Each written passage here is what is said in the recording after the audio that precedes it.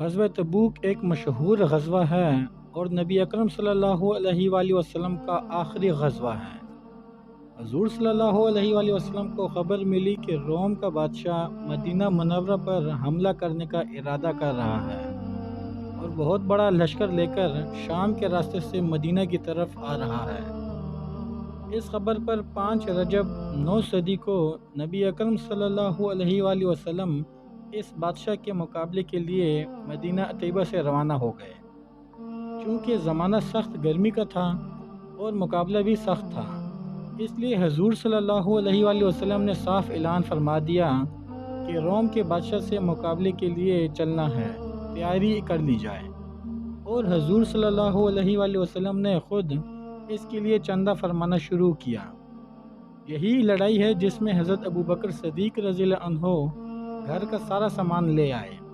اور جب ان سے پوچھا گیا کہ گھر والوں کے لیے کیا چھوڑا ہے تو فرمایا کہ ان کے لیے اللہ اور اس کے رسول صلی اللہ علیہ وآلہ وسلم کو چھوڑ آیا ہوں۔ حضرت عمر رضی اللہ عنہ گھر کے پورے سامان میں سے آدھا لے آئے، اور حضرت عثمان غنی رضی اللہ عنہ نے 1/3 لشکر کا پورا سامان مہیا فرمایا، اور اسی طرح ہر شخص اپنی حیثیت سے زیادہ ہی لایا۔ اس کے باوجود چونکہ عام طور پر تنگی تھی، اس لیے 10 آدمی ایک اونٹ پر تھے کہ وقفے وقفے سے اس پر سوار ہوتے تھے۔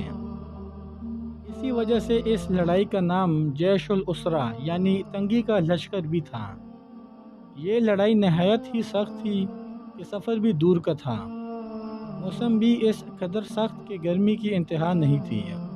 اور اس کے ساتھ ہی مدینہ طیبہ میں کھجور کے پکنے کا زمانہ زور پر تھا کہ سارے باغ بالکل پکے ہوئے کھڑے تھے، اور کھجور ہی پر مدینہ طیبہ والوں کی زندگی کا زیادہ دار و مدار تھا کہ سال بھر کی روزی جمع کرنے کا گویا یہی زمانہ تھا۔ ان حالات میں یہ وقت مسلمانوں کے لیے نہایت سخت امتحان تھا کہ ادھر اللہ کا خوف، حضور صلی اللہ علیہ وآلہ وسلم کا ارشاد جس کی وجہ سے بغیر جائے نہ بنتی تھی، اور دوسری جانب یہ ساری تکلیفیں کہ ہر وقت مستقل روک تھی۔ بالخصوص سال بھر کی محنت اور پکے پکائے درختوں کا یوں بے یار و مددگار چھوڑ جانا جتنا مشکل تھا وہ ظاہر ہے،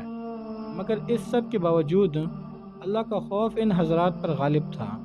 اس لیے منافق اور معذور، جن میں عورتیں اور بچے بھی داخل تھے، وہ لوگ جو بضرورت مدینہ طیبہ میں چھوڑے گئے یا کسی قسم کی سواری نہ مل سکنے کی وجہ سے روتے ہوئے رہ گئے تھے، جن کے بارے میں آیت وَلَوْ أَعْيُنُهُمْ تَفِيضُ مِنَ الدَّمْعِ نازل ہوئی، اور سب ہی حضرات شامل تھے۔ البتہ 3 حضرات بلا عذر کے شریک نہیں ہوئے تھے۔